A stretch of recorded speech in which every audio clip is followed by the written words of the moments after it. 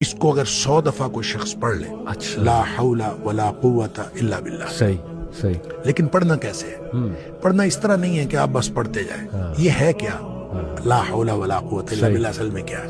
हौल का माना भी कुव्वत है और कुव्वत का माना भी कुव्वत है। ला हौला वला कुव्वत, यूं कह लीजिए ना कोई इज्तिमाई ताकत, ना कोई इनफिरादी ताकत, इल्ला बिल्लाह, सिवाय अल्लाह के। या ना गुनाह छोड़ने की ताकत, ना नेकी करने की ताकत, सही, इल्ला बिल्लाह। यानी या तो एक को पॉजिटिव बना ले, एक को नेगेटिव बना ले, या एक को इज्तिमाई या एक को इनफिरादी। सही। अब अल्लाह के सामने इसको अपना मसला समझ के ना, अपना जो भी मसला है वो सोचे, सही, और सोच के अपने अल्लाह के सुपुर्द कर दे। या अल्लाह, मेरी तो कोई ताकत नहीं, ना इनफिरादी ना इज्तिमाई, इल्ला बिल्लाह। हाँ, तू अता फरमाए ताकत तो हो सकती है। यूं मैं इसको कहता हूं, ये बेबसी का कलमा है। बेबस आदमी अपने अल्लाह के सामने बेबसी का इजहार करे इस कलमे के जरिए। सही सही।